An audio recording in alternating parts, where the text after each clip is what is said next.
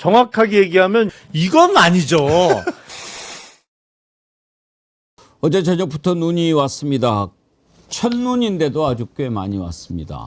펑펑 쏟아지는 첫눈 보면서 처음에는 좋고 설레고 그랬는데 이게 눈이 꽤 많이 와가지고 출근길 눈 걱정하라 뭐 이런 예보가 있었는데 퇴근길부터 뭐 몇 시간씩 5시간씩 걸려가지고 집에 들어가고 그런 분들이 꽤 많으셨더라고요. 고생들 많으셨죠.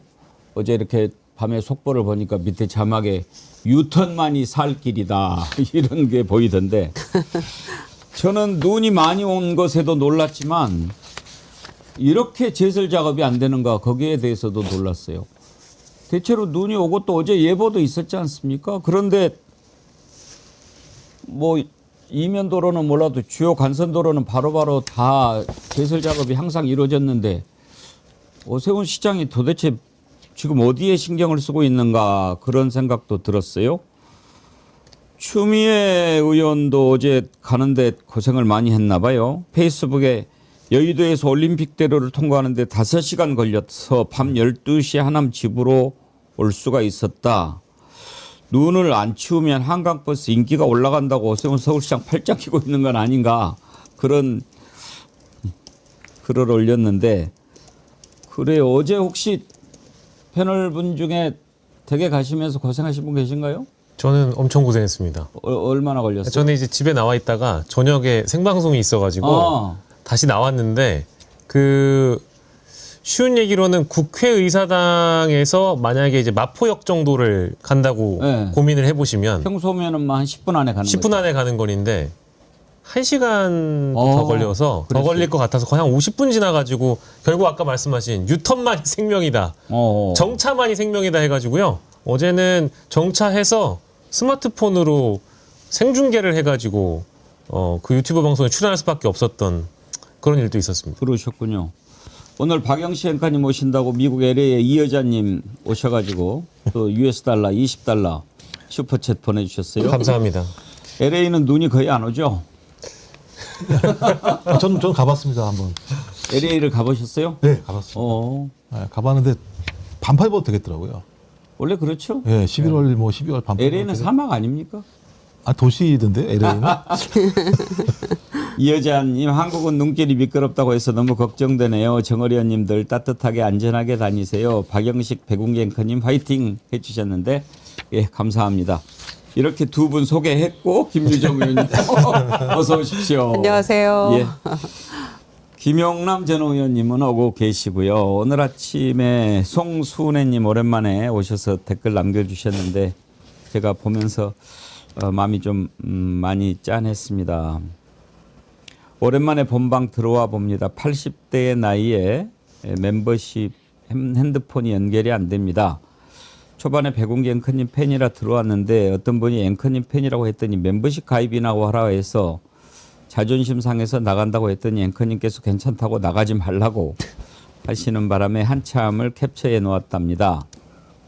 어떤 분이 그러셨어요. 남편이 치매와 부정맥으로 다리 절단 수술하고 24년 9월에 돌아가셨습니다. 밤에만 제 방 틀고 듣다가 잠이 듭니다. 항상 건강하시고 남편 환자 보살피며 저도 양 골반을 매년 한 짝씩 수술하면서도 요양원을 안 보내고 울고 있으니 아들이 월차 20일 1년치 휴가를 내고 아빠를 간호했답니다. 그게 너무 고맙고 눈물 납니다. 예. 송순애님 부군께서 하늘나라 가셨군요. 진심으로 위로를 드립니다. 이렇게 함께 해주시면 되니까요. 뭐 다른 거 신경 전혀 쓰지 마십시오. 예, 절대 신경 안 쓰셔도 됩니다. 함께 하면 됩니다. 함께 하면 됩니다. 어제 눈 오는 거 보고 그래도 어제 오길 다행이다. 그제 시민대행진 여의도에서 했잖아요. 그때만 눈이 많이 왔으면 참 복잡할 뻔했어요. 혹시 시민대행진은 참석하셨나요? 저는 참석을 못했습니다. 네. 네, 다른 일 때문에 저는 참석 못했습니다. LA는 가고. LA는 옛날에 간 거였어요. 오늘 힘들어지겠는데. 내가 왜 우리 김종욱 원장님 갈구는 거 알아요?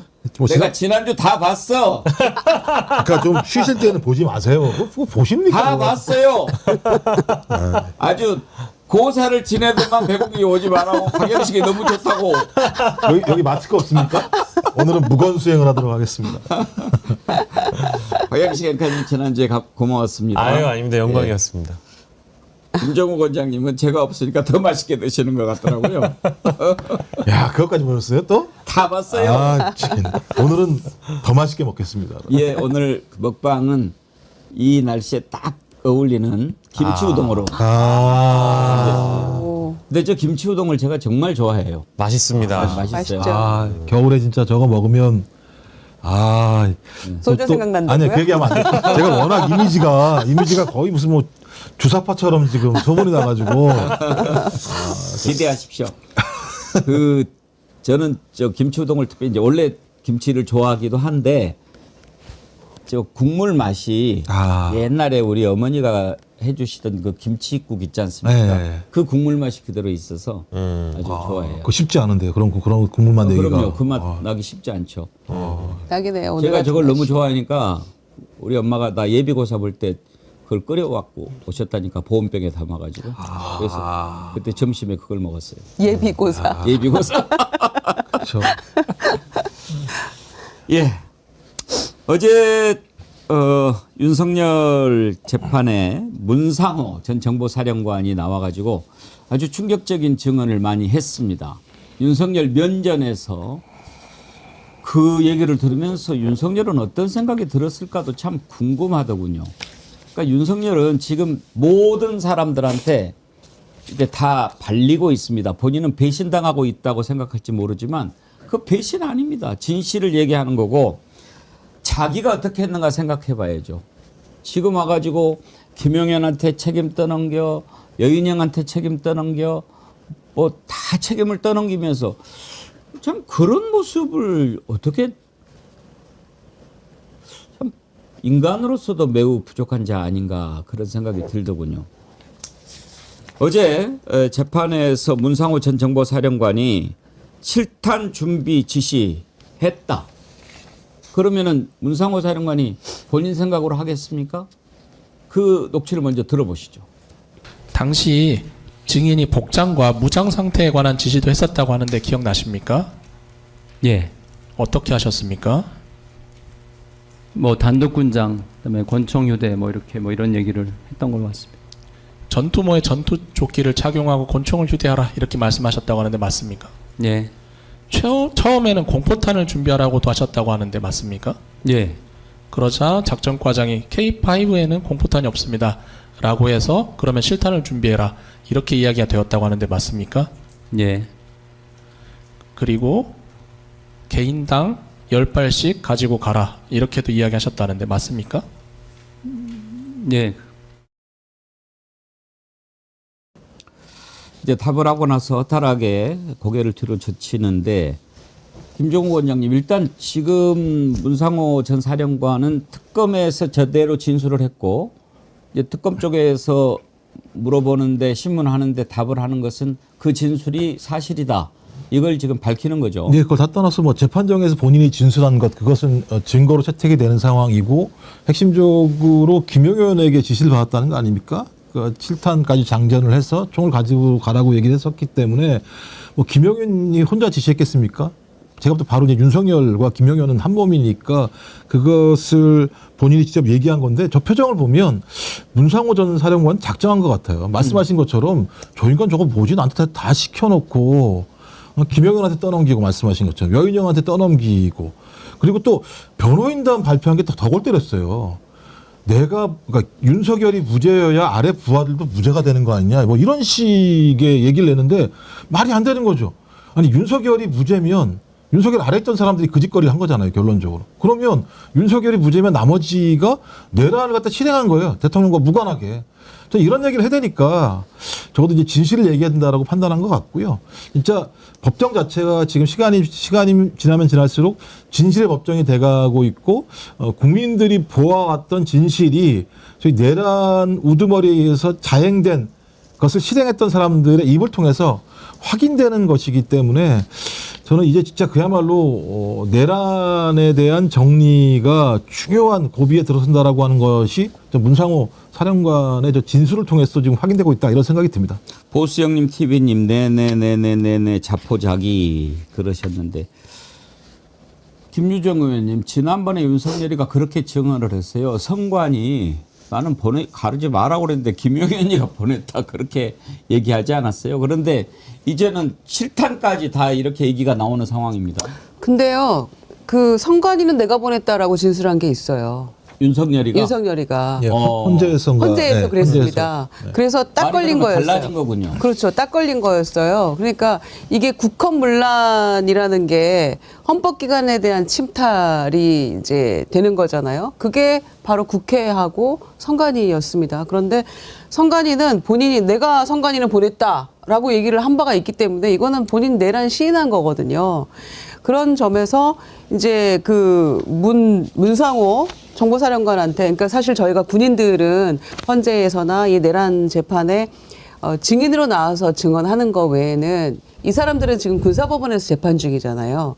그러니까 그 진행을 저희가 이제 중계되지도 않고 볼 수가 없는 상황에서 나와서 증언들이 이제 정말 그 진실대로 얘기하기 시작했다라는 거를 저희가 느꼈잖아요.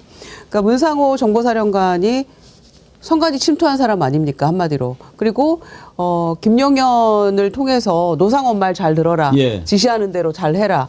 이렇게 얘기를 들었던 사람인데 지금 이제 와서는 아까 그 계엄 1년 즈음에서 낸 거 중에 변호인들이 윤석열이 무죄여야만 나머지도 무죄다. 김용현한테도요. 민주당 사건 어디건 그러니까 윤석열이 나와서 얘기했잖아요. 내가 군인들 보내는 거 최소화하라 그랬다. 보내지 말라고 했다. 그러면은 본인은 군 통수권자가 보내지 말라고 한 건데 김용현 국방장관이 마음대로 보낸 거면 김용현이 내란 수괴잖아요. 그리고 사령관들도 마찬가지 아닙니까? 본인은 최소화하라. 근데 나중에는 지하 벙커 가서 해제된 다음에 거봐 내가 1000명 보내라 그랬지. 이런 얘기 했잖아요. 그러니까 본인이 말해놓은 것도 다 잊어버리고 있는 거고. 그 문상호 정보사령관의 성관이 침투한 그 사건, 그다음에 15일 날 이진우 수방사령관 증인으로 나오거든요. 이제 그게 내란의 핵심 증인들이 될 것 같아요. 어제 문상호에 이어서 이진우 수방사령관은 국회에 보낸 사람들 아닙니까? 수방사가 침투를 해서 막 유리창 깨고 들어간 것도 4인 1조로 끌어내라. 의원들 4명이 가서 한 사람 끌어내라 라고 지시받았던 게 수방사령관이니까 이진우의 증언, 어제 문상호의 증언 이게 결정적인 윤석열의 내란죄의 어떤 증언이 될 것 같아서 굉장히 중요한 증인들이었다고 생각합니다. 김종우 원장님 굴에 계실 때 사용했던 총기는 뭐였습니까? 아, 저는 제가 매번 말씀드렸습니다만 독도 경비대도 경비대에서는 총기를 지급받지 않습니다. 경찰이기 때문에 총기를 지급받지 않고요. 아. 그 1년에 한 번씩 사격 훈련을 할 때 아마 M16, M16이었나요? M16이었던 것 같습니다. 예. 그때. 그 울릉도여가지고 총기도 제가 볼 때는 수준이 높은 게 아니어서 그래서 제가 총기를 얘기하기 어려운 사정이었습니다. 제가. 예. K5는 공포탄이 아예 없는가 봐요. 그래서 예, 상당히 예. 아주 큰 무기인데. 예. 근데 지금 이렇게 윤석열이 말이 막 그 재판에서 달라지고 이러는 건 다 위증에 걸리죠. 지금 박영식 앵커님. 네. 국무회의 소집과 관련해서도 일단 위증죄로 지금 다시 기소가 됐죠. 맞습니다. 예, 그리고 이제 윤석열 같은 경우에는 국무회의 관련해서도 위증합니다만은 아까 이제 김유정 의원이 잘 짚어주신 대로 그간의 여러 단계에서의 진술 과정에 말이 바뀌거나 앞뒤가 달라지는 진술들이 너무 많이 생겨나고 있어서 그 관련된 위증죄도 또 한 번 또 기소가 될 가능성이 매우 높다라고 보고요. 재판 과정에서도 번복되는 진술이라든지 이런 것들이 너무 많아서 그 가운데에서도 어떤 혐의가 또 추가될 수 있는지 잘 살펴봐야 될 것 같고 오늘 저희가 지금 다루고 있는 이 실탄 준비 지시와 관련돼서는 결국에는 공포탄이 아니라 실탄이었다라는 충격은 무장 군인들이 선관위를 무력으로 국가 폭력을 동원해서 침탈하려고 했다라는 그 충격적인 증언이 이 담당자로부터 나왔다라는 데 있고 그리고 향후 재판 과정에서는 아마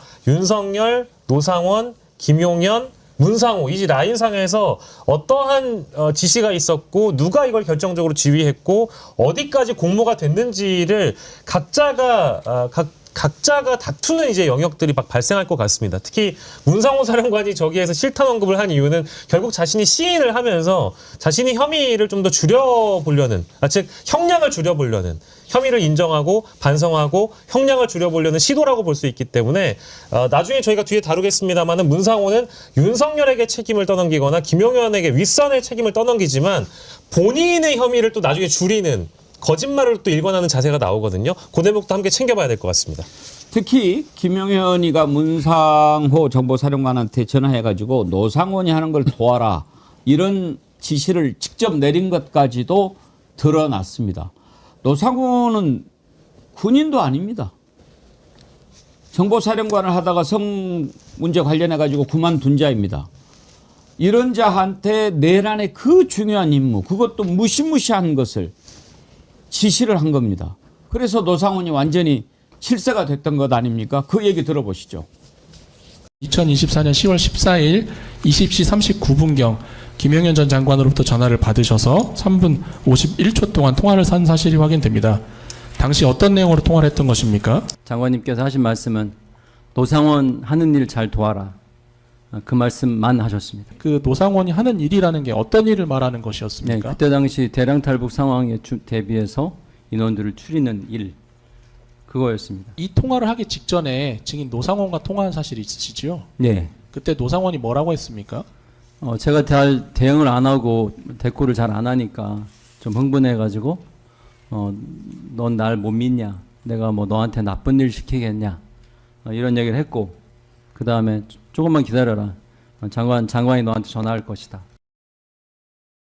그러니까 믿고 안 믿고를 떠나서 정보사령관 입장에서 현직도 아니고 전직인 민관인이 전화해서 이렇게 저렇게 지시를 하면 그걸 어떻게 받아들일 수 있겠습니까?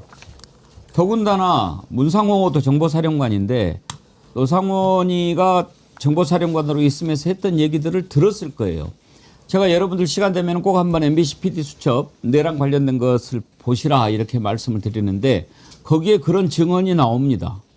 정보사령관에서 북파 공작원들 뭐 이렇게 관리하는 간부가 노상원이 지시했던 내용을 폭로를 하는데 북파 공작원이 임무를 마치니까 어떻게 해야 될까요?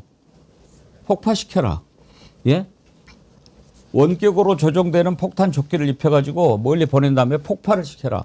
그래서 폭사를 시키라고 그렇게 얘기를 했던 자가 바로 노상원입니다. 그런데 김용현이 노상원을 도와라. 이렇게 이야기를 하는데 국방장관은 직속상관 아닙니까? 그러니 안 들을 수가 없는 거겠죠. 이제 확실하게 불법이고 위헌적인 명령에는 복종하지 않을 그런 것도 법을 고친다고 하니까 이번에는 더 자신 있게 할 수 있겠지만 사실 김영남 의원님 네. 저런 지시가 국방부 장관이 직접 해가지고 야 노상원이가 저기 할 거니까 네가 노상원 시킨 대로 해 하면 안 들을 수 있는 지휘관이 있을까요? 정말 애매하죠. 더군다나 정보사라는 거는 조금 특수 임무를 수행하는 곳이잖아요. 그러니까 군에 있어서의 가장 중요한 정보기관인데 정보기관의 특성은 이른바 이미 퇴역한 사람이지만 이른바 흑색이 많다는 거죠. 흑색 요원들이 많잖아요. 네. 정보 업무와 관련해서. 그러니까 흑색 요원이라는 거는 신분이 드러나지 않는, 그러니까 예를 들어서 그런 거죠. 정보사 일을 하고 정보사에서 사실상 급여도 받는 사람입니다만 어느 누구도 정보사 정식 직원 내지는 정보사 소속의 군인이라는 게 확인이 안 되는 그런 사람이 있을 수 있거든요. 뭐 국정원도 마찬가지입니다만. 그러니까 문상호 정보사령관 입장에서는 뭐야 이게 도대체 김용현 당시 국방부 장관이 하는 얘기를 노상원이라는 이미 퇴역한 게 공식적으로 확인되는 사람을 블랙 요원으로 쓰라는 얘기인지, 근데 요원으로 쓰라는 취지가 아니고 노상원이가 시키는 대로 네가 하라는 취지잖아요. 그러니까 저런 명령 들으면 황당하면서도 좀 실제로 헷갈렸을 거예요. 이게 도대체 뭘 어떻게 하라는 거야 도대체. 사령관이라고 하는 자리가 이제 그쪽에서는 가장 높은 자리 아니겠습니까? 그리고 정치적으로도 민감할 수밖에 없는 자리고 국방부 장관이 지시를 했는데 이것은 위법하니 어긋납니다. 박정훈 대령이나 되면 모를까 이것을 참 노할 수 있는 사람 찾기 쉽지 않을 겁니다. 그리고 뭐 여기 이제 계속 얘기하는 방첩사, 정보사, 특전사 이 사람들이 이날만 이 얘기가 벌어진 게 아니잖아요. 그 전에 술자리 같은데 안가에 가서 술을 먹으면서 이렇게 다 들었던 거고 제가 볼 때 충분히 이런 일이 있을 거다. 그러니까 12월 3일인지는 알 수 없었지 몰라도 이런 준비를 해야 된다라는 것들을 알고 있었을 거라 생각이 들기 때문에 뭐 그 상황에서 김영현이 전화했을 때 뭐 내가 얘기를 안 들었을 수도 있겠다 이런 게 중요한 게 아니라 이미 저는 제가 볼 때는 이 상황에 대한 고민은 돼 있다고 봐요. 서로가 거기에 대해서 재판 과정에서 이건 제가 모릅니다라고 어떤 단위별로 자기에게 피해가 되는 것들은 모른다고 얘기할지 모르겠습니다만 이런 형태의 내란이 있을 거라고 하는 측면들에 대해서는 저는 알고 있었을 거라는 생각이 들고 또 하나는 중요한 게 뭐냐면 정보사 부대를 보낸 다음에 무슨 얘기가 있었냐면 며칠 동안 있어야 된다 이런 얘기를 했다는 단어가 나와요. 며칠이라고 하는 게 왜 며칠 가야 되는 거죠? 선관위 가서 그냥 그 임무만 하면 되는 거 아니겠습니까? 근데 선관위만 있었던 게 아니라 다른 쪽에 또 있었다는 거잖아요. 그러니까 현역병도 있었고 오비도 있었다는 거잖아요. 그러면 저희 내란을 일으키고 난 다음에 내란 이후에 이 내란을 완성하기 위한 조치가 정보사 라인을 통해서 진행됐을 수도 있다. 뭐 예를 들면 누군가를 죽이라고 얘기하고 복장은 북한 인민군복을 입고 있으면서 이 사건 자체가 이런 일을 예비하기 위한 비상사태 발생을 만들어낼 수도 분명히 있는 거거든요. 그러니까 선관위는 한 측에서는 왜 내가 내란을 일으켰지라고 하는 근거 자료도 있을 수 있겠지만 또 하나는 다른 방식으로 어떤 지역에 있으면서 소위 비상사태를 만들어낼 수 있는 작전도 정보사가 할 수 있다는 판단이 들고 저는 그 부분까지 밝혀야 되는 측면이 분명히 있다. 그러면 이걸 문상호가 모르고 누가 했을까? 그냥 노상원이 직접 지휘하기는 어려운 상황 아니겠습니까? 그래서 이 부분 같은 경우도 그냥 여기 나와 있는 표면적으로만 문상호는 잘 몰랐을 거다. 거박이 어렸을 거다. 근데 노상원이랑 김영현이 다 했을 거다라는 차원을 뛰어넘어서 그렇다면 계속 뭐 김어준부터 시작했던 그 다양한 예를 들면 이후의 시나리오들 같은 경우를 어떻게 집행하려고 했는가라는 부분에 대해서도 전 이제부터 특검은 다 끝나갑니다만 어떤 형태로든지 밝혀내야 될 대목이 분명히 있다라고 저는 생각을 합니다. 수사가 끝나면 다 그림이 나오겠지만 김유정 의원님 저는 왜 선관위 했을 때 그런 생각이 들어요. 이제 7탄까지 가지고 가고 야구방망이 또 여러 가지 뭐 흉기 케이블타 이렇게 가져갔지 않습니까? 그럼 이제 정상적인 상황이 아니고 비상 계엄 상황에서 이자들을 선관위 직원들을 체포했을 때는 온갖 고문과 뭐 폭행과 이런 것을 자행하지 않았겠습니까? 그러면 그렇게 그림을 그린 게 아닌가? 이 계엄이 근거가 있어서 발동한 것이다. 뭐냐? 부정선거의 확실한 증거를 잡아냈기 때문에 이거를 찾아내기 위해서 그렇게 한 게 아닌가 생각이 들어요. 그렇습니다. 그러니까 고문하고 야구방망이로 몇 대 맞으면 다 분다라는 게 노상원의 계획이었잖아요. 거짓 자백을 이제 그렇죠. 하겠죠. 자백을 부정선거든 뭐든 했다. 뭐가 있었다라고. 그러니까 그걸 꾸미기 위한 사전 모의가 롯데리아에서 계속 있었던 거잖아요. 그리고 계엄 당일날에도 모임이 있었고, 그래서 당시에 김용군 거기에 이제 몇 명 문상호, 뭐 김용군 전 대령 포함해서 몇 명이 모여서 몇 차례 회동을 했는데 그 김용군 전 대령한테 노상원이 지시한 내용이 바로 그 지점이잖아요. 그러니까 제2 뭐 수사팀 같은 거를 만들어서 이 선관위 직원들을 비원 벙커로 끌고 가서 거기에 가둔 다음에 고문해서 자백받겠다 이런 계획을 세웠던 거잖아요. 그래서 야구방망이, 케이블타이, 복면 뭐 이런 거 다 준비해가지고 하면 된다라고 했는데 그거를 구입한 사람한테 30만 원 주잖아요. 문상호 정보사령관이. 그런데 나중에는 그 구입 비용 아니고 그게 경력금이라고 또 거짓말하는 거잖아요. 그러니까 진실과 거짓이 막 복합적으로 섞여 있는 가운데 자기 살 길을 도모하려고는 하지만 그게 거짓말이라는 거는 뭐 그냥 한두 마디만 들어도 다 드러나는 거고. 그러니까 너무나 끔찍한 일이잖아요. 선관위 직원들 실제로 핸드폰 뺏기고 막 다 그런 거 아닙니까?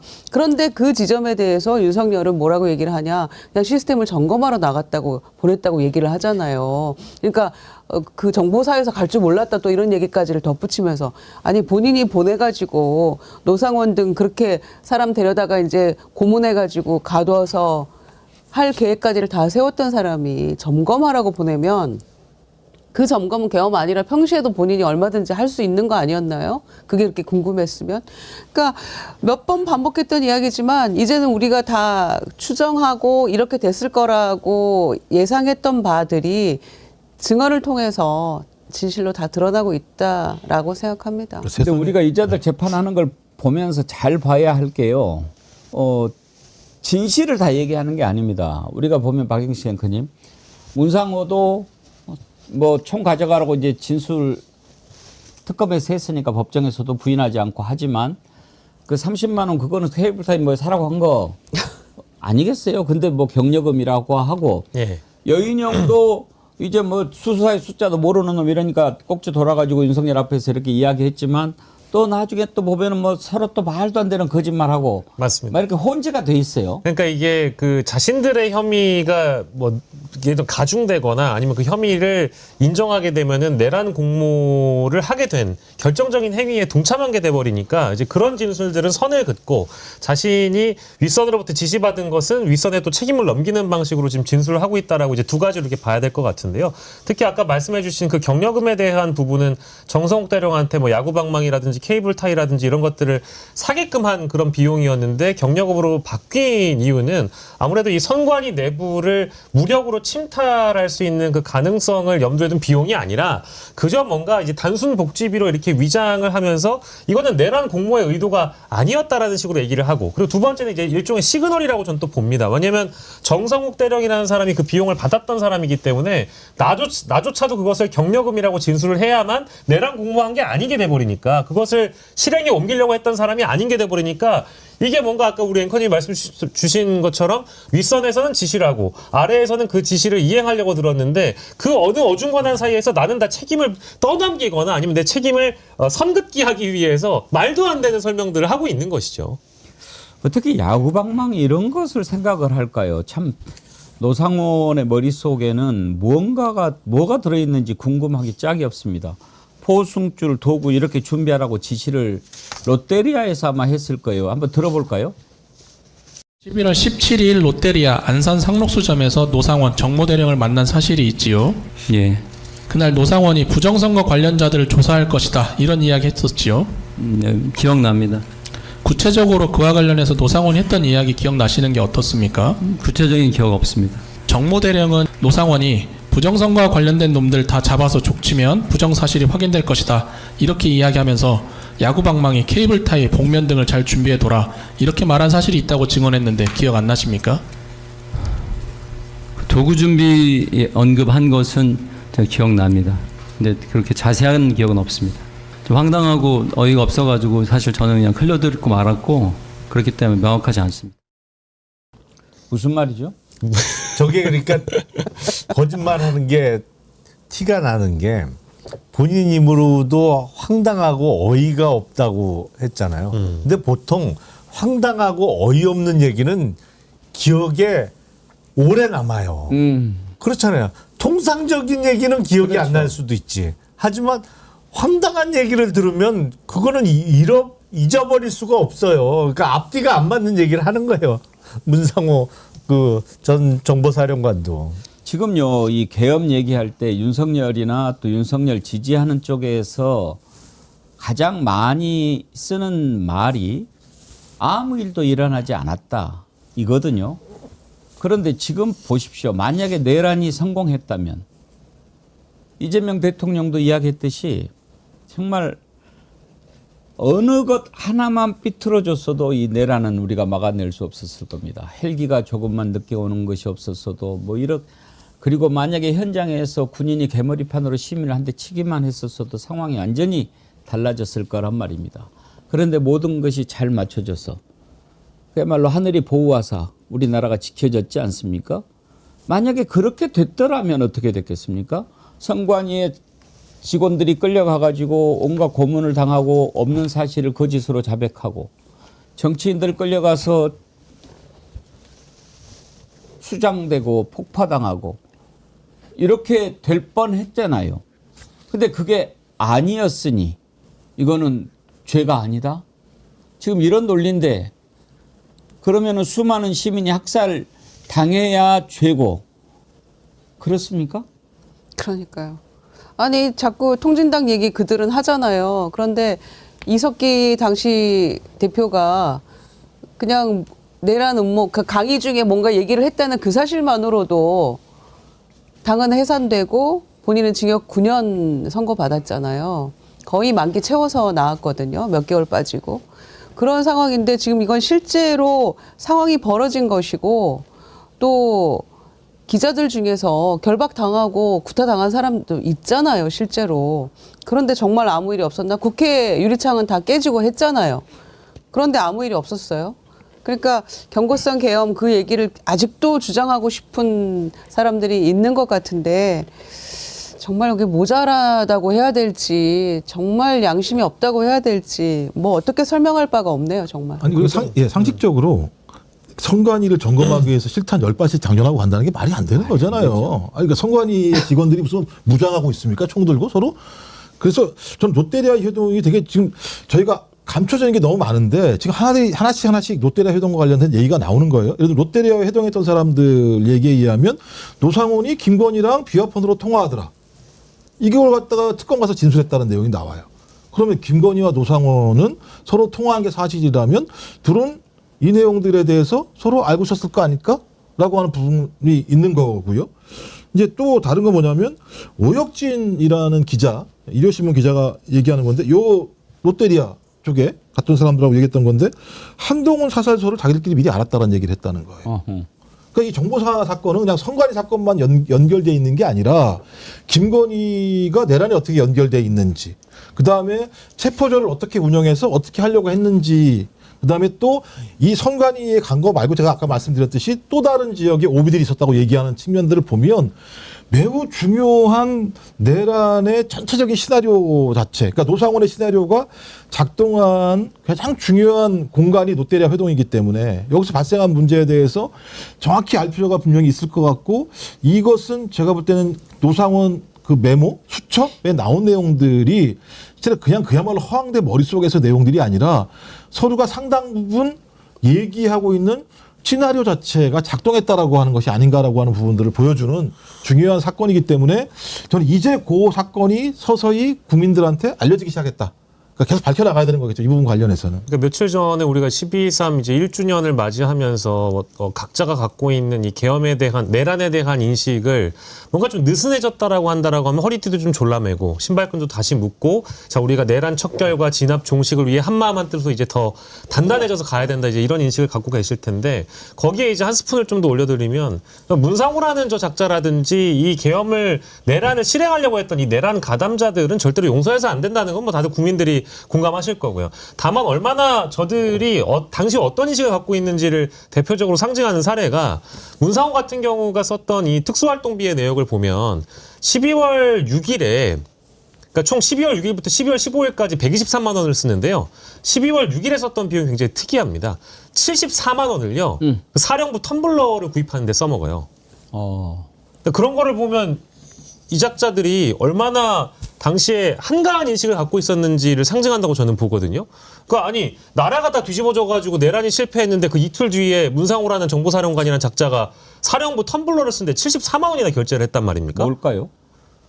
나중에 잡혀가면 텀블러를 못 사니까 미리 샀다라는 겁니까? 뭡니까? 이 작자들은 자신들이 벌인 행위에 대한 인식을 너무 아무것도 아닌 것 같이 인식했던 점이 분명히 드러나서 이런 사람들은 법의 이름으로 엄단을 해야 됩니다.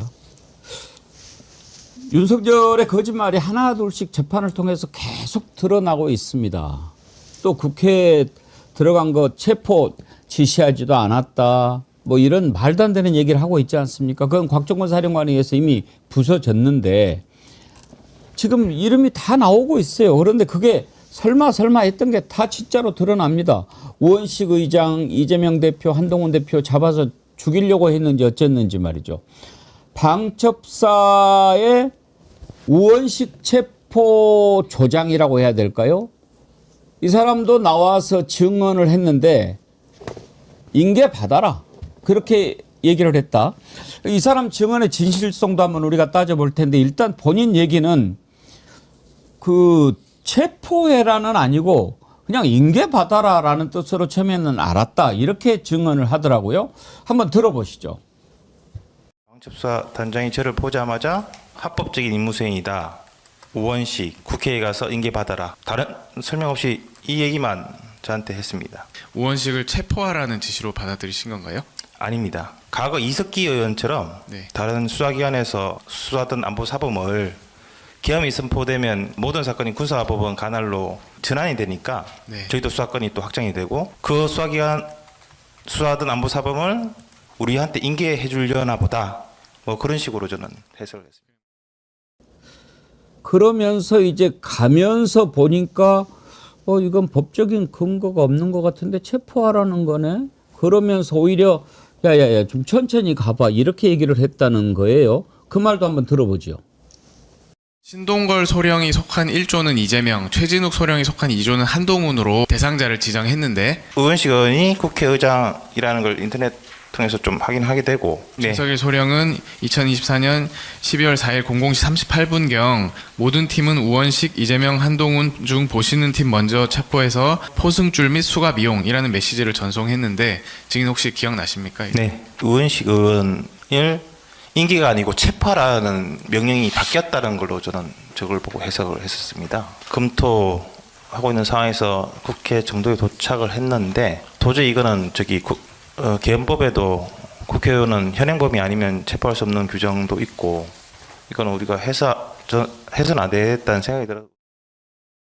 전말이 사실이라면 참 하늘이 도왔다 그런 생각이 드는데 좀 들으면서 그래도 방첩사 수사관이면 우원식 의원이 국회의장이라는 것을 몰랐다. 여기에서 조금 막히는데 김영남 의원님 보시기에는 그럴 수도 있다고 보세요? 저는 뭐 가능하다고 생각을 합니다. 왜냐하면 국회의장 여기 있는 분들이야 뭐 다 알 뿐만 아니라 뭐 친한 분들도 많이 계시죠. 근데 우원식 국회의장과 김민석 국무총리를 전 국민을 대상으로 물론 이제 샘플을 뽑아봐야 되겠습니다만 이런 사람 아세요라고 인지도 조사하면 몇 % 나올까요? 사실은 역대 국회의장이 전국 인지도 10% 넘는 분 거의 없습니다. 실제로. 맞아요. 국무총리도 마찬가지예요. 근데 김민석 총리는 워낙 정치도 오래 했고 뭐 학생운동권 시절부터 워낙 이름을 날렸기 때문에 다른 총리에 비해서 인지도가 높게 나오겠습니다만 사실은 국회의장, 국무총리 역대 평균 내보면 그렇죠. 10% 절대로 안 넘어요. 하기야 이제 방첩사 수사관의 증언의 신빙성 여부를 떠나서 저 증언의 본질은 실제로 우원식 의장과 이재명, 한동훈 체포의 지시가 있었다라는 것은 분명하게 보여주는 거니까요. 일단 그 부분은 충분히 의미가 있다고 봐야 되겠죠. 그렇습니다. 안보사범은 이제 계엄 상황에서 군사법원 넘겨야 되니까 잡아오라는 것으로 이해했다라는 증언이잖아요. 그러니까 우원식, 이재명, 한동훈 빨갱이 잡아와 간첩 잡아와 이거였단 말이에요.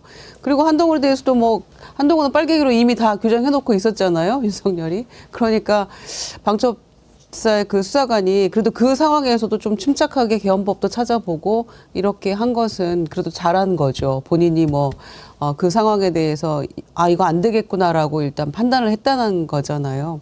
그래서 지시를 받고 그 아래 하부 단위에서 그래도 좀 침착하게 대응을 잘했고 이건 안 되겠다라는 그런 개별적 판단 이런 것들이 그래도 더 큰 어떤 상황으로 번지지 않도록 막았던 그런 지점인 것 같습니다. 예. 하기야 내란 타도님께서요. 계엄 전에는 저도 우원식이라는 사람 몰랐어요. 그러니까요. 그럴 수 있다고 봐야죠. 예. 그러니까 이제 우원식 의장이 이제 의문의 일패를 당했는데 아니 근데 그렇다고 하더라도 방첩사 수사관 이해가 안 되는 게 인계랑 체포를 나눌 수 있는 거예요? 체포를 해야 인계를 받겠지. 상식적으로 따지면. 그러니까 이제 네가 직접 가서 체포해라는 아니고 체포가 돼 있으니까 받아와서 조사해라 이렇게 그러니까 누가 알아들었다는 체포할 거죠. 거 아닙니까? 예. 계엄이 발생하면 누가 체포합니까? 방첩사가 지시를 내려가지고 경찰이든 국정원이든 해가지고 위치 추적해서 잡아들이는 거잖아요. 방첩사가 핵심이에요. 계엄에서는 방첩사가 다 하는 겁니다. 옛날 기무사처럼 다 하는 건데 자기는 아무것도 모르는 거죠. 아니 저는 그냥 인계만 받으라고 했어요. 아니 그러니까 인계를 받으려면 체포를 해야 되잖아요. 체포 명령을 누가 내려요? 네? 방첩사가 체포 명령을 내. 그러니까 방첩사령관인 여인영이 홍장원한테도 명단을 얘기해주고, 그 다음에 거기에 아래에 있었던 뭐 과장인가 누군가가 경찰에다가 얘기해주고, 그 명단을 알아서 홍장원은 뭐 이런 것들이 다 있어. 그래서 국정원장한테 이런 일이 벌어졌는데 얘기한 거고, 조지호 경찰청장도 아니 저것들 뭐 한다고 나한테 이걸 체포하라고 명단을 줘? 그거 전화 끊었다는 거 아니에요.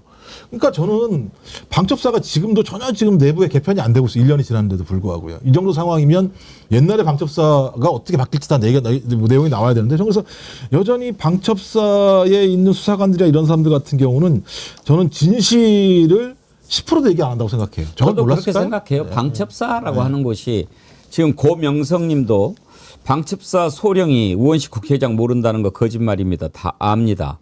예전에 제가 군대에 있을 때 강요들 이름 다 알고 있었고 정부 주요 요직 다 이름 알고 있습니다. 방첩사 요원들은 정치에 민감합니다. 그렇죠. 방첩사의 간부 정도 되는 사람이 국회의장 이름 모른다는 것도 좀 얼른 납득은 안 가요. 그리고 이제 방첩사 쪽에서 그러니까 방첩사의 인사들이 이제 재판 과정에서 진술했던 내용이 이번이 처음이 아니라 여인영이도 재판 나와가지고 우리 방첩사 요원들이 12월 4일 오후까지도 김어준이 김호중인 줄 알았다. 이런 식의 얘기를 하지 않습니까? 근데 그렇게 따지면 우원식 의장이 더 1패를 하신 건가? 모르는 사람은 모를 수 있죠. 양정철을 양정천이라고 적었던가요? 뭐 그런 부분은 실수가 있었겠지만 그래도 다른 부대도 아니고 방첩사에 있는 간부가 우원식 국회의장 이 국회의장인지 몰랐다라고 하는 말은 일단 이렇게 보면 문상호도 그렇고 여인영도 그렇고 방첩사 간부도 그렇고 혹시라도 자기한테 불리한 일이 있겠다 하는 부분은 증언을 거리고 이렇게 하는 거죠. 이런 조물애기들은 그렇다 치고 윤석열이는 참 가관입니다. 이번에 드러난 걸 보니까요. 지금 특검이 또 위증죄로 기소를 했는데 윤석열은 당초에 국무회의고 뭐고 상관없이 그냥 계엄을 발동을 하려고 했던가 봐요. 그런데 한덕수가 이거는 국무회의 안 하면 안 된다라고 해서 국무회의를 거치는 형식만 갖추고 계엄을 발동을 했는데 이 부분에 대한 위증이 있어서 이제 기소를 한 거죠. 근데 이게 기소를 하려고 하면 앞뒤가 맞아야 되잖아요. 어떻게 해서 그러면 계엄이 합법적인 모양새를 갖추게 하려고 했느냐 하는 것에 가장 큰 역할을 한 것이 한덕수라는 것이 되지 않습니까? 그런데 그 한덕수를 고작 15년? 저는 이것도 좀 앞뒤가 안 맞는 느낌이 있기는 있어요. 윤석열이 계엄과 관련해서 위증을 했던 그 대목 한번 보시죠. 피고인의 건의에 따라서 국무회의 의사종족수를 채우려고 한 것으로 보이는데, 아니 그러면 국무회의 없이 그냥 하려고 그러다가 저 총리의 건의에 따라서 국무회의를 하기로 했다는 얘기입니까? 뭐 그것도 포함되어 있습니다. 그거는 뭐 넌센스라고 저는 말씀드리겠습니다. 저자는요, 제가 여러 번한테 말씀드리는데 항상 그렇다니까요. 정말로 나쁜 자예요. 상식이 뭔가를 모르고 사는 사람은 그냥 그렇다고 친다니까요. 길에서 똥을 누는 것을 뭐 문제가 있다고 생각하지 않는 놈은 그냥 할 수 있는데 이 자는 알아요. 이게 상식이라는 것을. 그런데 그 상식에 어긋나는 짓을 해놓고 나중에 상식적으로 그렇게 하겠습니까? 꼭 이런 수법을 써요. 그러니까요. 아주 그러니까 저질이고 악랄하고. 가증스러운 짓을 다 해놓고 나중에는 바보인 척하고 그게 발이 되냐고 오히려 반문하고 그 전형적인 막 이 거짓말쟁이들의 수법 있잖아요. 그거를 계속 반복적으로 합니다. 그러니까 전혀 반성 없이 거짓말을 계속 반복하면서 그게 사실이라고 진실로 믿고 있는 것 같아요, 본인이. 내가 그렇게 진짜 했겠어? 이게 말이 되냐? 막 이러면서. 근데 진짜 그렇게 했는데. 진짜 그렇게 했는데. 아니, 근데 국무회의에 심의를 거칠 생각이 있었으면 왜 연락을 안 해요, 국무위원들한테? 연락 안 했잖아요. 불이 나게 감시도 연락한 거 아니에요? 그리고 연락한 사람도 누구예요? 대부분 다 정치인 출신이 아닌 사람들만 전화 골라가지고 했잖아요. 그러니까 오면 그냥 가만히 앉혀놓고 대강 하려고 또 2분 했다면서요. 2분 동안 뭘 심의를 해? 저렇게 다 해놓고도 저렇게 얘기하는 걸 보면 저걸 어떻게 설명해야 되지? 저 뻔뻔함? 그러니까 자기는 아무런 잘못이 없어. 나머지 사람들이 다 잘못한 거야? 그러니까 결론적으로 내라는 누가 일으켰느냐? 자기 부하들이 다 모여가지고 작당 모여서 일으켰다라는 얘기밖에 안 되는 상황들을 만들어내고 있으면서 아까도 얘기했습니다. 변호인들한테는 내가 무죄가 돼야 아래 사람들이 무죄가 된다는 얘기를 하는 이게 뭐 말도 안 되는 얘기들을 계속 해내는 진짜 귀신 씨나라 까먹는 소리만 하고 있는. 그렇게 이제 위증으로 기소가 되면서요. 기소를 했다라고 하는 거 이제 재판에 넘겼다라고 하는 거지 않습니까? 윤석열이 지금까지 재판 2개 받고 있었죠. 내란 우두머리 그리고 직권남용 권리행사 방해.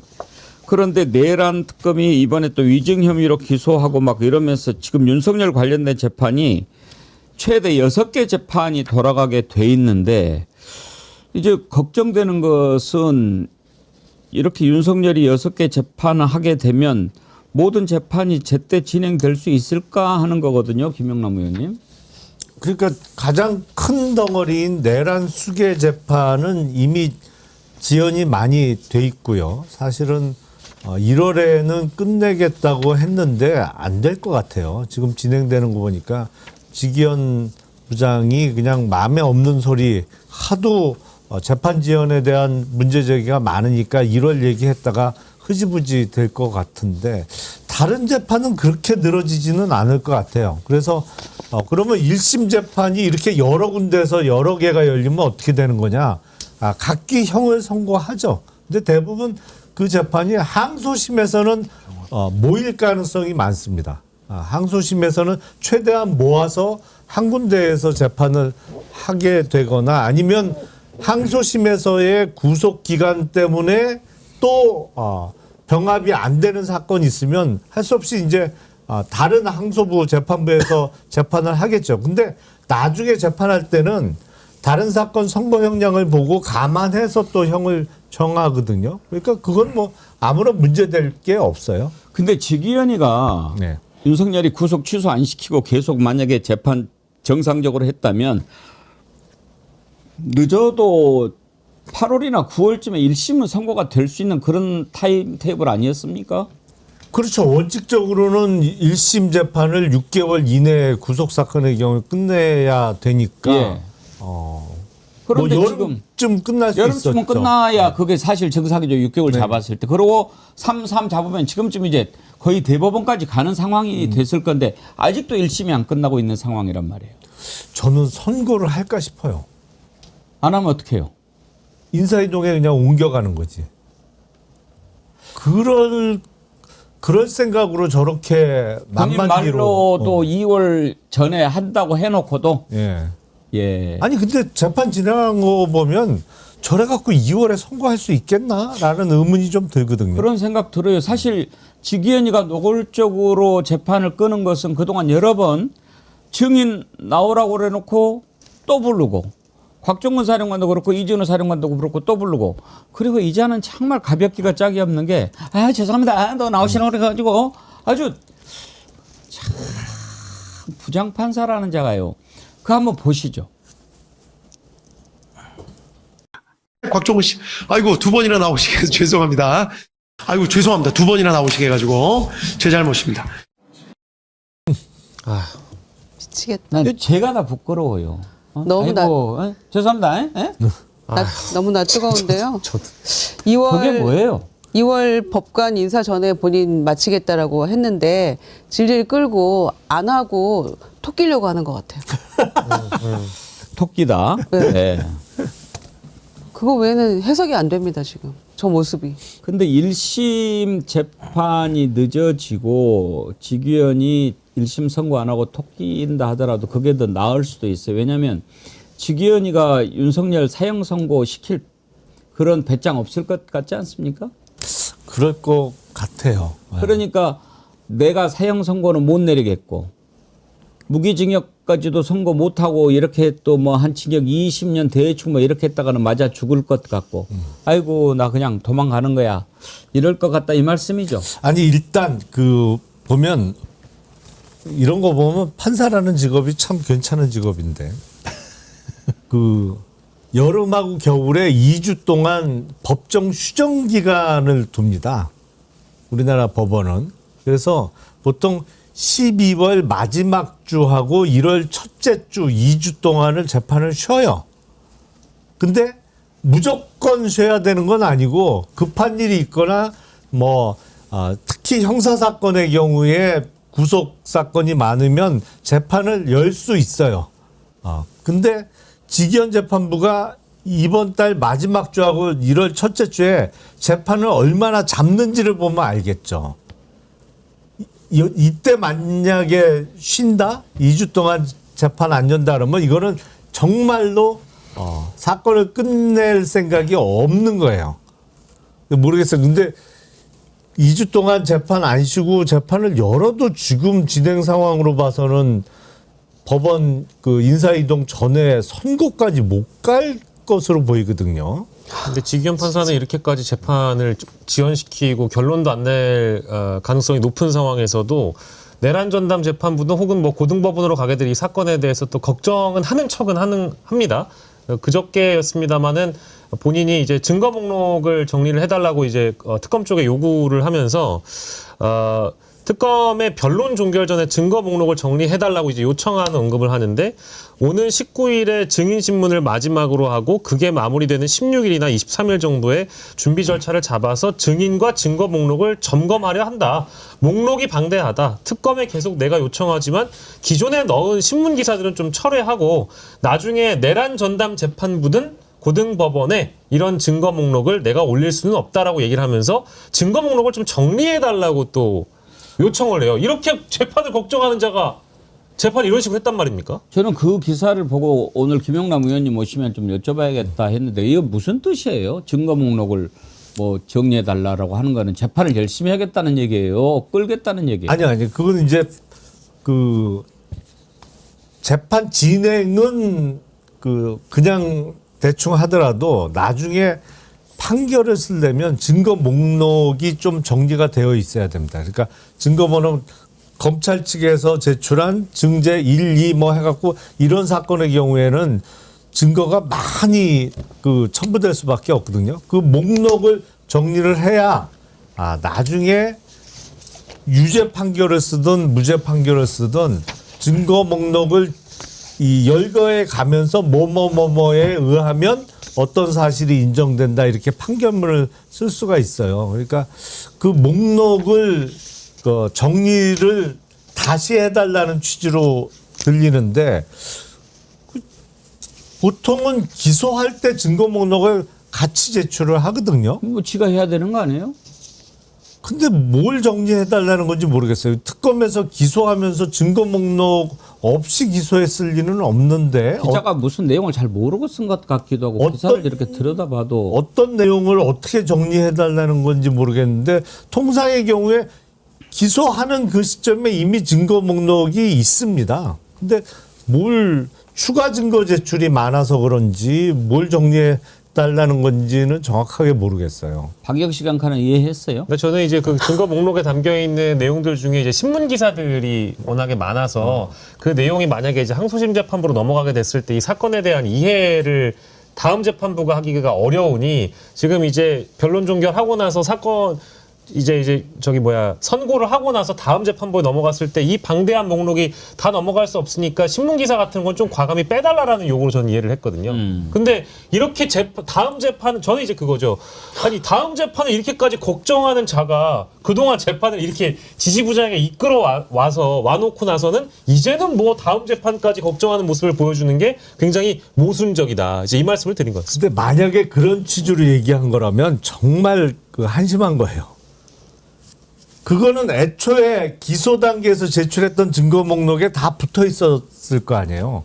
그러면 공판을 제대로 시작하기 전에 공판 준비 절차에서 정리해달라고 요구를 했어야지.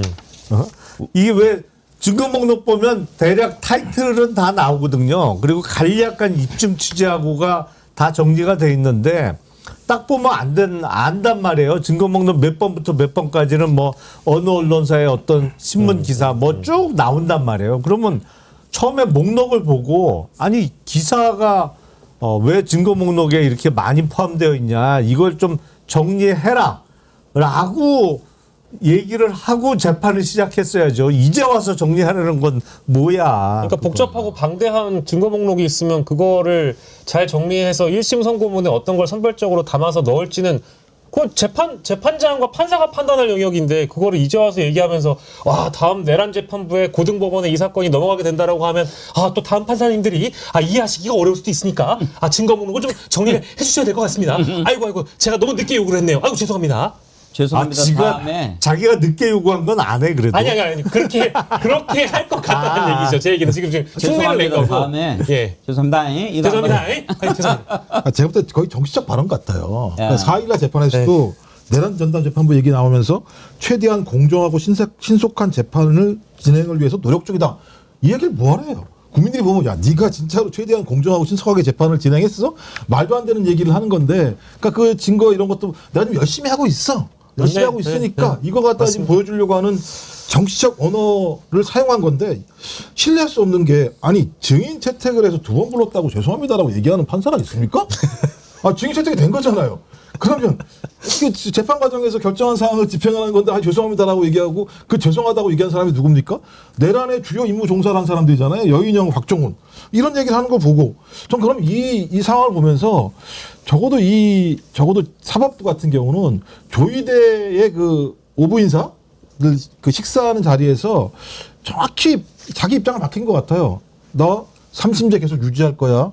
그러니까 쓸데없이 예를 들면 4심제 이런 얘기 하지 마라고 얘기하는 거. 그다음에 너희들 마음대로 사법개혁하는 거 난 도대체 용납할 수가 없어. 이런 얘기를 한 것 같고 법원행정처장 같은 경우도 국회에 나와서 되게 아주 그 강력하게 답변을 하는 내용들을 보면서 사법부가 지금 여기에 맞서서 싸울 각오를 하고 있구나. 근데 전 더 화가 나는 게 한겨레라는 경향이요. 여기에 대해서 또 예를 들면 되게 중립적인 언어를 사용하기 시작했어요. 내란 전담 재판부 이거 법률적으로 문제가 있을 수 있는데 왜 이렇게 빨리 가지? 이거 좀 입법 강행 악수 아니야? 이런 얘기들이 나오기 시작하는 거예요. 전 이걸 보면서 그럼 어떻게 하라는 얘기지? 직위원한테 맡기자는 얘기야? 그러면 직위원이 계속 시간을 끌면 그냥 놔두란 얘기야? 그럼 내란 재판부를 안 만들면 항소심에서 직위원이 아닌 다른 사람이 될 거라고 하는 보장이 있어? 그럼 내란 재판부 관련해서 이렇게 가게 되면 국민들이 삼권 분립이든 사법부도 신뢰할 수 있겠어? 이 답은 안 하면서 계속 이상하게 법 쪽에 있는 이 사법 라인들의 이야기들을 반영하는 기사를 이 진보 언론 매체라고 하는데 계속 써내고 있거든요. 전 매우 위험한 상황으로 가고 있는 상황이라는 생각이 들어서 왜 이럴까? 원래 이 사람들은 이렇게 생각하나? 이 법조 문제와 관련해서? 그러니까 저희 같이 이런 유튜브가 끊임없이 공격을 하지 않으면 여기에 대한 명확한 입장을 얘기하지 않으면 국민들이 잘못 이해할 수도 있겠다는 생각이 많이 들더라고요. 최근 상황을 그래요. 보면. 정말 중요한 지적을 해주셨는데 그걸 지금 짚어보려고 하거든요. 네. 오늘 아침에 개혁신당의 천하람 의원이 내가 윤석열 변호인이면 제발 내란 전담 재판부를 설치하라고 물 떠놓고 빌 거다. 그러니까 윤석열이 죽기 전에 풀려날 수 있는 유일한 가능성이다. 이렇게 지금 방송에 나와서 이야기를 했어요. 그러니까 내란 전담부 이거는 100% 위헌이다. 일단 헌법재판소의 위헌 법률 심판으로 가져가고 이 과정에서 구속기간 넘겨버리면 윤석열은 풀려난다. 이 얘기거든요. 법적으로 어떻게 봐야 될까요, 김영남 의원님? 그러니까 이거는 만약에 그 윤석열 피고인이 됐던 내란 관련한 다른 피고인의 변호인은 무조건 위헌법률 심판 제청 쪽으로 갑니다. 예. 그거는 뭐 당연히 예상이 되는 거고 구조가 어떻게 되냐면 그거를 법원에 재판부에다가 제출을 하면 일단 재판부에서 결정을 해요. 이거를 이른바 택도 없다 그러고 그냥 거기서 종결을 시킬지 아니면 헌법재판소의 판단을 한번 받아보자라고 해서 헌재로 보낼지. 근데 만약에 헌재의 판단을 한번 받아볼 필요가 있다라고 해서 넘기는 순간에 거의 예외 없이 재판이 스탑됩니다. 재판이 스탑될 수밖에 없어요. 그건 논리적으로. 왜냐하면 이게 만약에 위헌으로 결정나는 순간에 지금 벌어지고 있는 이 재판 자체가 무효가 되기 때문에 스탑될 수밖에 없어요. 아니 논리적으로. 내란 전담 재판부를 놓고 다투는 거잖아요. 예. 그러면 내란 전담 재판부는 위헌이라 하더라도 기존의 재판부는 그대로 진행이 돼야 되는 거 아니겠어요? 아니 그러니까 이게 이제 내란 전담 재판부의 재판을 진행할 내란 전담 경우에 재판부로 가져가면 그렇죠. 이 내란 전담 재판부 설치에 관한 법률이 위헌이다라고 위헌 심판을 내란 구했을 전담 때 재판부를 도입한 이후에 결론이 나왔을 때 그렇죠. 아니, 그러니까 예. 사건이 내란 전담 재판부에 배당이 되려면 어쨌든 그 법률이 통과돼서 시행이 돼야 그게 가능한 거잖아요. 그러니까 그 재판부에서 헌재로 보내는 순간에 재판이 스탑되거든요. 그 얘기를 하고 있는 거죠. 그렇다고 개혁신당이 윤석열 풀려날까 봐 걱정돼서 이런 얘기하는 것 같지는 않고 내란 전담 재판부는 사실 그동안에 필요성은 계속 제기가 됐는데 이제 본회의 통과만 남겨두고 있으니까 곧 도입이 되지 않겠습니까? 이런 상황에서 이런 우려가 나오는데 어떻게 해야 될까요? 그러니까 지금 내란 전담 재판부를 1심, 2심 그러니까 항소심부터 이제 적용하도록 되어 있잖아요. 그런데 지금 이 직위원 재판부에 대해서는 임의 조항으로 직위원 재판부가 선택을 할 수 있도록 되어 있어요. 이를테면 내란 전담으로 넘길래 너네가 계속할래. 거기에 대해서 선택을 할 수 있도록 되어 있거든요. 그래서 이제 그 부분에 대해서도 조금 봐야 될 것 같고요. 그러니까 위헌 시비를 걸었을 때 오히려 그러면 이제 그 민주당에서 직위원 재판부가 만만대로 가고 이게 너무 늦어지고 있는 거 아니냐. 그러다가 풀려나는 거 아니냐는 그런 우려를 하면서 전담 재판부를 만드는데 오히려 위헌 시비가 붙어서 헌재로 가게 되면 더 늦어지는 거 아니냐. 그러니까 너네 말하고 달라지는 거 아니냐라는 부분에 대한 지적들이 나오고 있는 거죠, 지금. 그래서 근데 이제 당에서는 사실 이게 위헌 소지라고 걸고 있는 게 지금 두 가지 정도 문제 제기를 한다. 그게 뭐 법무부 장관이 추천하는 게 들어가 있는 거 하나. 그다음에 이렇게 되면 무작위 배당이라는 원래 이제 재판부 결정할 때 무작위 배당이라는 그 원칙에 어긋나는 거 아니냐. 그 두 가지가 이제 위헌 소지가 있다. 이렇게 얘기를 문제 지적을 하는 바에 대해서 당에서 검토해 봤더니 이게 다 문제 없다라고 얘기를 하고 있는 것인데 만에 하나 이게 이제 시비가 걸릴 경우에 그리고 헌재에서 문제가 있다라고 판단을 내려버리면 지금까지 했던 게 다 죽서서 개져버리고 없어지는 상황이 되니까 이제 그게 큰일이다라고 우려하는 부분들도 있는 겁니다. 걱정하는 부분들은. 그런데 뭐 당에서 얘기하는 거는 지금 대법관에 대한 추천도 법무부 장관이 한다. 그러니까 문제 없다라는 것이고 무작위 배당이라고 너네가 주장을 하고 있는데 직위원 재판부가 실질적으로 진실로 무작위 배당이었냐 저희가 여기서 또 논의한 바가 있었잖아요. 라는 부분에 대해서 대법원이 명확하게 답을 못한다. 때문에 이거는 위헌 시비 거는 거는 이게 억지로 거는 거다라고 이제 당에서는 바라보고 있거든요. 그래서 이 부분을 조금 의총이나 이 부분을 통해서 전혀 이 부분이 문제가 없도록 또 위헌 시비 걸 수 없도록 잘 그 논의를 한다고 하니까요. 좀 지켜봐야죠. 일반인의 관점에서는 저는 뭐 이렇게 생각을 합니다. 그러니까 만약에 우리가 이제 계엄을 해제할 때도 그 절차적 정당성과 명분을 갖추기 위해서 우원식 의장이 정말 그 분초를 다투는 시각에서도 절차적으로 결코 시비가 없을 만큼 신중함을 기했던 게 사실이거든요. 저는 이거의 경우에도 저도 뭐 법률가는 아닙니다만은 지금 이제 논쟁되고 있는 핵심적인 부분은 이제 김유정 의원께서 말씀 주신 것처럼 결국 헌법 제103조에 나와 있는 사법권은 법관이 독립하여 행한다라는 이 근거 조항에 대해서 내란 전담 재판부법이 국회와 행정부가 재판부 구성에 개입하는 거 아니냐. 즉 법무부 장관 추천 문제가 가장 핵심적으로 거론되고 있다 보니까 이 부분을 소거해서라도 나중에 위헌 시비에 붙지 않게끔 좀 더 신중하게 하는 것은 어떠냐라는 그런 제안을 조국 혁신당도 하는 것 같고 법무부 차관도 이제 유사한 얘기를 했던 것 같아요. 그래서 이 부분을 만약에 없애게 되면은 전국 법관 대표회의에 이 판사 추천권을 좀 더 늘려주고 거기에 대해서 나중에 이제 시민사회라든지 어떠한 기구가 이 판사는 안 됩니다라는 비토권을 만약에 하나 형성을 해주게 된다라고 하면 나중에 최종적으로 조희대가 판사를 정하고 전담재판부를 구성하게 되게 한다면 이것은 문제가 없을진데 지금 법무부 추천이 가장 크게 문제가 되는 거여서요. 이제 이런 것들은 지금 이제 현재 공론회장에서 논의가 되고 있으니까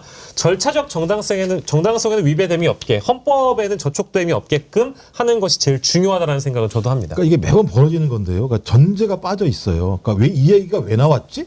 그러니까 예를 내란 전담 재판부 얘기가 왜 나왔지? 사법부에 대한 국민적 신뢰가 무너졌기 때문이에요. 직위원이라는 자가 나와서 말도 안 되는 행위를 벌인 것 하나. 또 하나는 시간이 지나니까 사법부도 내란 관련해서 동조한 행위가 보인다라고 하는 모습. 이 두 가지 문제가 발생했기 때문에 사법부가 지금 진행하고 있는 내란 재판에 대해서 신뢰할 수 없다. 그럼 자기들 스스로가 이걸 바꾸면 돼요. 국민적 신뢰를 얻을 수 있는 자기적 조치를 취해야 되는데 지금까지 1년이 되는 동안 아무런 조치를 취하지 않았기 때문에 내란 전담 재판부란 얘기가 나오는 건데 김영민 의원 얘기에 의하면 법원 내규만 바꾸면 가능하다는 거예요. 내란 재판부가. 근데 그러면 지금 사법부가 국민들이 신뢰하지 않고 있으니 자기의 조희대 대법원장 명령에 의해서 내규를 바꿔서 전담 재판부를 만들면 돼요. 근데 이것도 하지 않으면서 또 말씀하신 것처럼 그냥 직접적 추천도 아니에요. 추천위원들을 추천하는 문제이기 때문에 별 문제도 안 되는 걸 걸면서 사법부의 독립이 침해되는 것처럼 얘기하고 있는 것은 저희가 봤을 때는 지금에 있는 형태로 내란 재판을 끌고 가겠다라는 것, 그 다음에 계속 영장을 기각시키는 방식을 통해서 이후에 사법부가 내란 과정에 동조했다는 부분들의 싹을 잘리겠다는 의도밖에 그렇게 이해할 수밖에 없다는 측면들이 분명히 있기 때문에 저는 뭐 유연 여부를 떠나서 아니 김영민 의원 말에 의하면 법원 내규를 통해서 바꿀 수 있는 거라면 조희대가 국민을 위한다는 차원에서 내규를 바꿔서 내란 전담부 재판부를 통해서 공정하게 재판을 항소심부터 진행하겠다고 얘기하면 굳이 이 상황에서 민주당 차원에서 내란 전담 재판부를 갖다가 굳이 입법 추진을 해야 될 이유도 없는 거잖아요. 그런 측면에서는.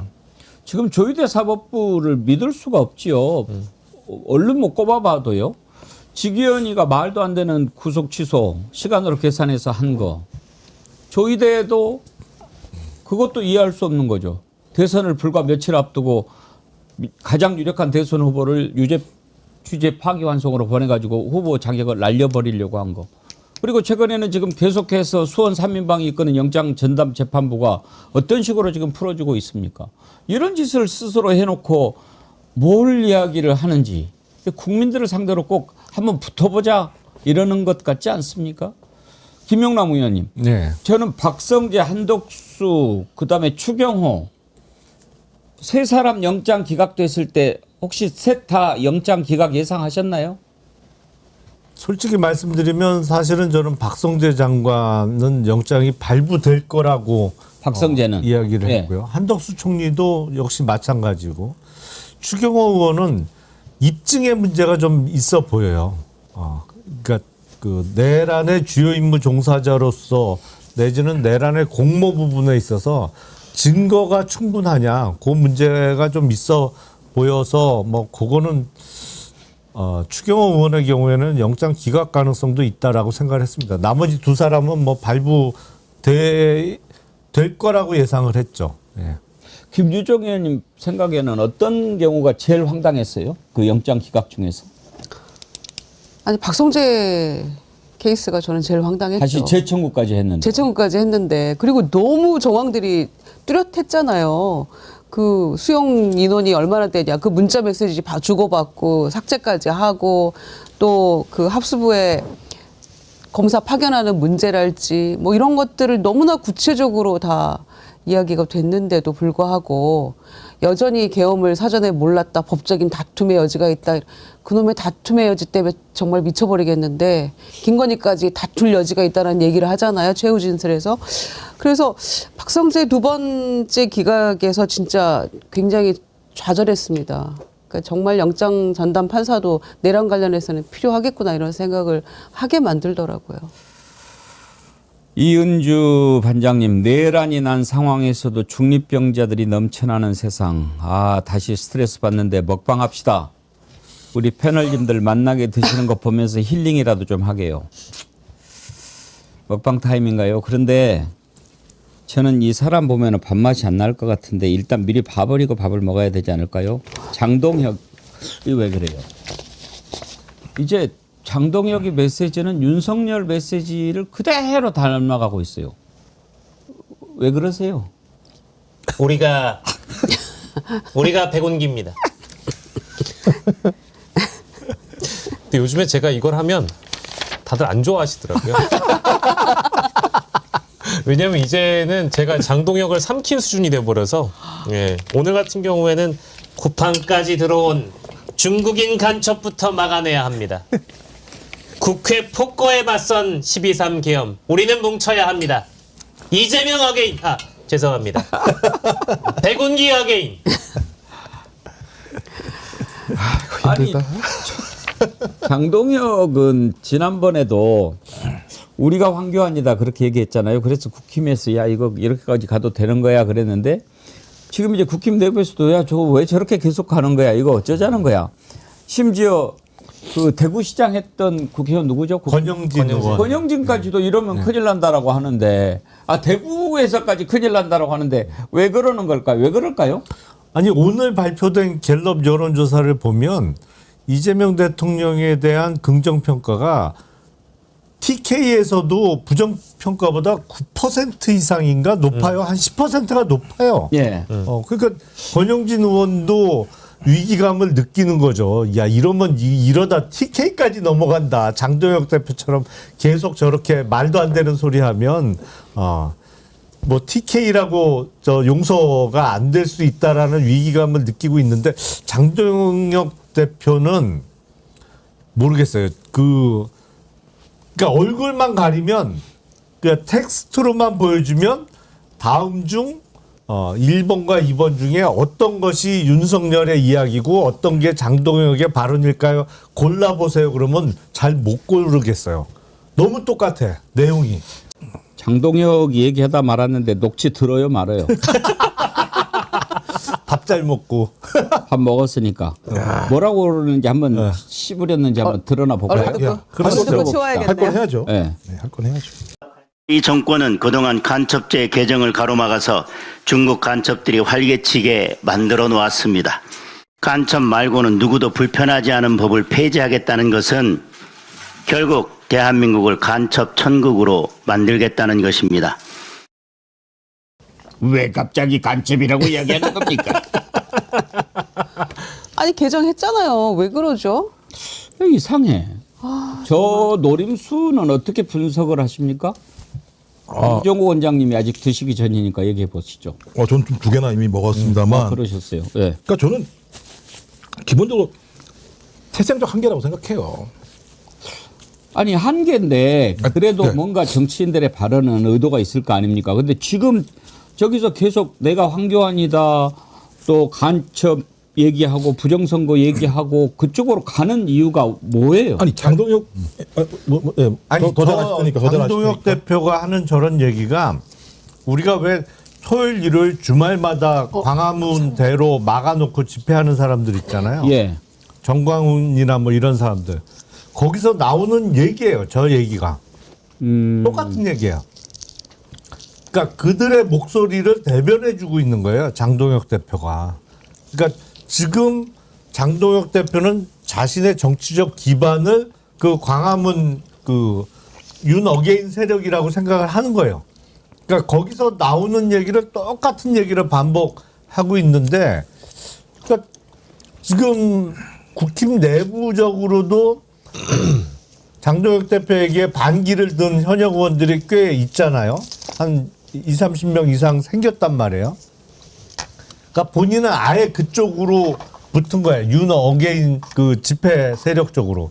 그래서 보면 장동혁 대표가 현명하진 못한데 그 거짓을 얘기하는 것 같진 않아. 무슨 의미냐면 왜 본인이 마이크 잡고 우리가 황교안이다 그랬잖아요.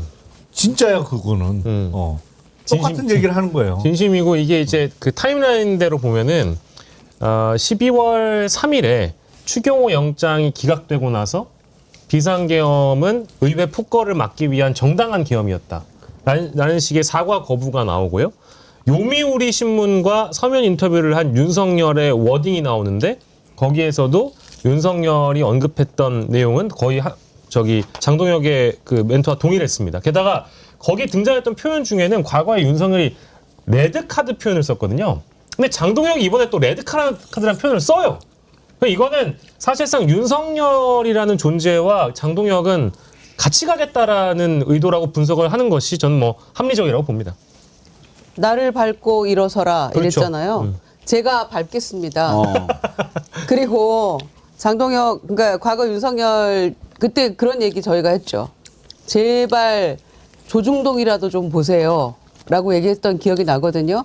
그러니까 보수 언론에서 비판의 칼날이 높아지기 시작할 때 제발 경청하시라. 그렇지 않으면은 큰일 난다라고 저희도 얘기를 했었는데 그 똑같은 행태를 그리고 이제 유튜브 막 이런 것만 즐겨 보다가 이 꼴 난 거 아닙니까? 근데 요즘에 장동혁 대표가 그런다는 거예요.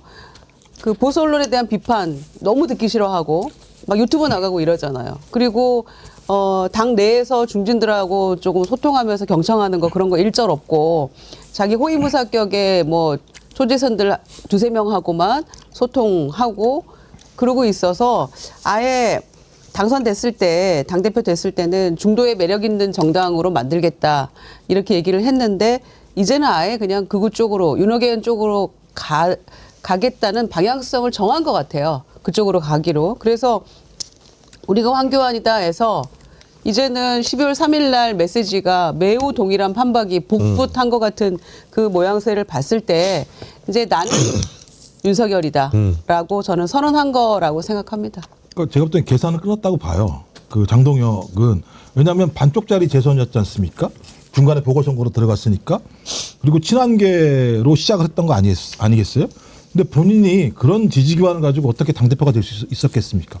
본인이 당대표가 된 건 정확하게 구구, 개신교, 그다음에 친윤, 이 강성 당원들의 어떤 열광적인 지지 때문에 당선이 된 상황이지 않습니까?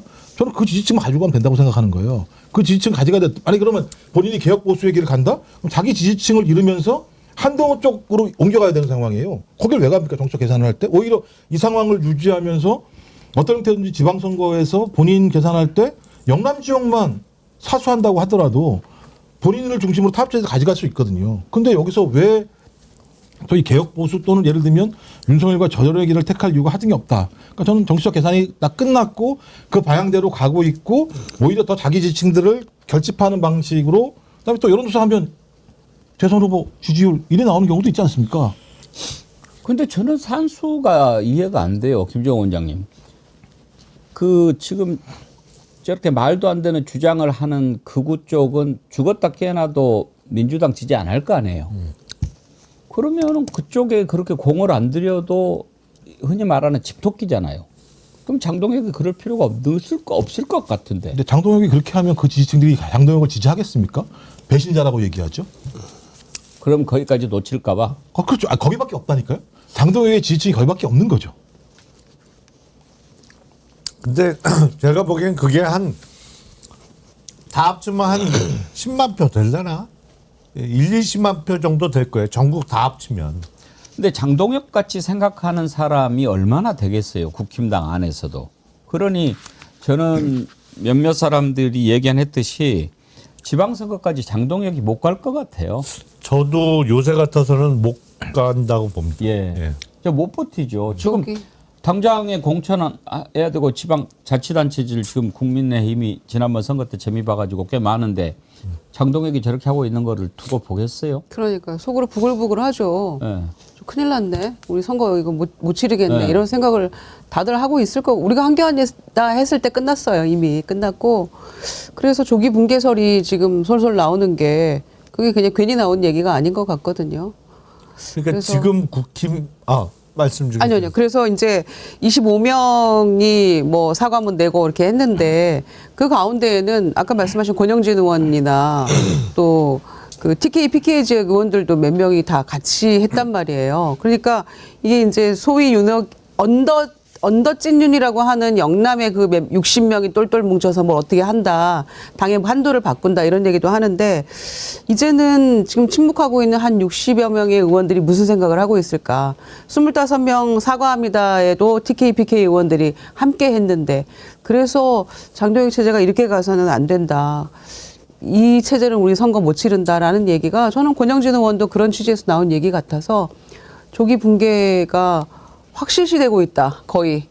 그런 생각입니다. 저는 뭐 생각이 조금 다른 게 그 모순된 내부에 있는 모순된 입장들을 전혀 통일할 수가 없을 거거든요. 그러니까 가령 우리가 비근한 예로는 장동혁의 입장은 계엄도 정당했고 이 계엄은 내란이 아니며 계엄이 발생한 이유는 민주당 때문이다. 이렇게 흘러가는 입장이고요. 송원석 원내대표가 107명을 대신해서 본인이 사과를 했다라고는 하지만 머리를 숙이긴 했습니다마는 후반부의 입장을 들어보면 그 계엄도 민주당 때문이다라는 인식으로 흘러가고 있어요.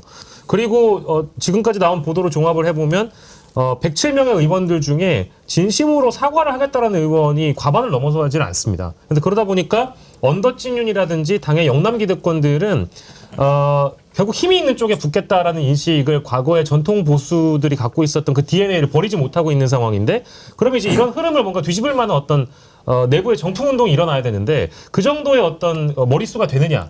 저는 그건 아닌 것 같아요. 그러다 보니까 결국에는 보수 내부에서 싸울 땐 또 진심으로 싸우지 않습니까? 서로를 죽일 듯이 싸우지 않습니까? 그런 내부 분열 양상이 터지는 계기가 지방선거에 있긴 할 텐데, 힘의 싸움에서 저는 장동혁이라고 불리는 당권파나 지도부가 그 지방선거를 리드할 가능성이 오히려 높다고 생각하고 있습니다. 뭐 저도 유사한 생각입니다. 그분과 관련해서. 예.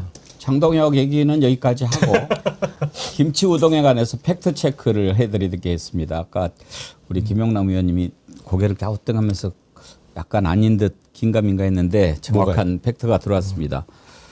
이은주 반장님이 AI한테 물어봐가지고 파악을 했는데 국물이 끝내줘요는 농심 생생우동 광고 카피로 전국적 유행어를 만들었고 모델 김현주를 일약 스타로 만들었습니다. 그렇죠. 그렇지. 제가 아까 생생우동 얘기하지 않습니까? 그게 정답이고. 아, 김혜자 그거네요. 이 맛이야. 그래. 그래 이 맛이야. 지우 아빠 헬리님이 이제 생각났어요. 김혜자님은 그래 이 맛이야. 그렇죠. 맞아요. 저는 그분이 국물이 끝내줘야 했던 것 같은데 아무 생각해도. 아니에요. 김현주. 이제 오래되면 그렇게 될 수가 있어요. 그러니까 재판은 빨리빨리 끝내요. 앵커님이 저한테 오래됐다고 말씀할 수 있습니까?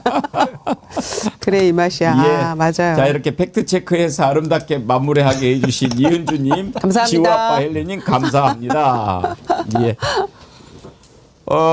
오늘 함께 해주신 여러분들 감사드리고요. 아까 이여자님 미국에서 슈퍼챗 보내주셨고, 보스형님 TV님 오세훈 한강에서 눈 쓸고 있습니다. 추억의 메텔님 반갑습니다. 앵커님의 진심 어린 아침의 방송 매일 너무 잘 보고 있습니다. 윗지방 눈이 많이 왔다지요. 모두 안전운전하시고 조심하세요. 추억의 메텔님 감사합니다. 떡국열차님, 저도 군생활 11년 했지만 방첩사가 모른다고요? 저런 새빨간 거짓말을 절대로 안 됩니다. 그러셨네요. 네, 이렇게 슈퍼챗 보내주신 분, 보수형님 TV님 또 보내셨네요. 민주당 의원들 욕하는 것보다 응원합시다. 응원이 더 무서운 무기입니다. 그러셨어요. 최송아 이쁘님도 응원합시다. 함께 해주셨고요. 요즘에 또 그렇게 막 공격하고 그러는 분들이 계셔요. 아, 댓글로 이렇게 그러신다는 말씀이죠. 김영일님, 나주 영산포 가시면 홍어 옛국도 만나라. 아시죠? 우동벌국에다 고춧가루 한 숟가락 넣어서 드셔보시오. 빛고울 광주도 어제 첫눈 왔는데. 김영일님, 백운기 선상님, 박영식 에디터님, 이쁜 광주떡 유정 누나, 김종욱 성님, 김용남 성님, 징언이 만나겠어. 예, 우리가 이렇게 먹방을 하면서 하는데도 좋게 봐주시고 해주셔서 감사합니다. 김서구님 해남에 계시죠? 아무리 바쁘고 재밌어도 좋아요는 눌러주셔야지라. 좋아요는 정어리에 대한 사랑입니다. 그러고 보니까 오늘 좋아요가 10,000명이 안 됐군요. 아까 제가 한번 말씀을 드릴까 하다가 놓쳤는데 지금이라도 좋아요 눌러주십시오. 좋아요 혹시 안 누르신 분은요. 안 되겠다. 우리 박영시 앵커님 좋아요하고 구독 하는 거 다시 한 번만 소개 한번 해주시고 마칠까요? 네, 여러분들의 그 휴대폰을 보시면 백운기의 정어리 TV 이렇게 지금 장면이 나와 있죠. 예. 여기에서 요 X자를 누르시면 여기에 이제 프로필을 누를 수 있습니다. 화면 좀 보고 하시죠. 네, 여기 이제 프로필을 누를 수 있는데요. 여러분들이 보고 계시는 화면은 바로 이 화면이고요. 여기에서 프로필을 누를 수 있고, 여기 좋아요나 엄지손가락 이렇게 누르시면 되고요. 프로필을 들어가시면 요 전체 화면이 뜹니다. 근데 저 같은 경우에 지금 구독을 해놨기 때문에 여기는 지금 색깔이 없는데, 구독을 안 해놓으신 분들은 이렇게 검정색 화면이 들어오거든요. 크로즈업을 더 많이 해줘보세요. 왼쪽에 있는 구독 요 버튼을 제가 방금 구독을 해제한 건데, 저 왼쪽에 있는 구독 버튼을 딱 하고 누르시면 색깔이 바뀝니다. 이게 바로 이제 구독된 상태이고요. 야, 리얼하네, 리얼해. 네, 여기 다시 화면에 들어가 보시면 여기 왼쪽에, 여기 여러분들 화면의 오른쪽에 보이시는 댓글창 닫으시면 여기 엄지손가락이 있는데, 이 엄지손가락도 색깔이 안 들어와 있죠? 엄지손가락 누르시면 이렇게 색깔이 검정색이 들어옵니다. 그러면 좋아요가 완료가 된 겁니다. 구독과 좋아요는 여러분들 정어리 TV를 성장시킵니다. 감사합니다. 광고 잘해. 감사합니다. 예. 또 이렇게 여러분들 설명 잘 들으셨으니까요. 아유, 금방 많이 눌러주셨네요. 네. 감사합니다. 우리 이 다음에 할 때는 또 멋지게 또 맞아떨어져 가지고 같이 하는 기쁨을 누렸으면 좋겠습니다. 오늘 함께해 주신 김유정 의원님, 김용남 의원님, 김종국 원장님, 박영식 앵커님 수고하셨습니다. 고맙습니다. 고맙습니다. 잘 감사합니다. 보내시고요.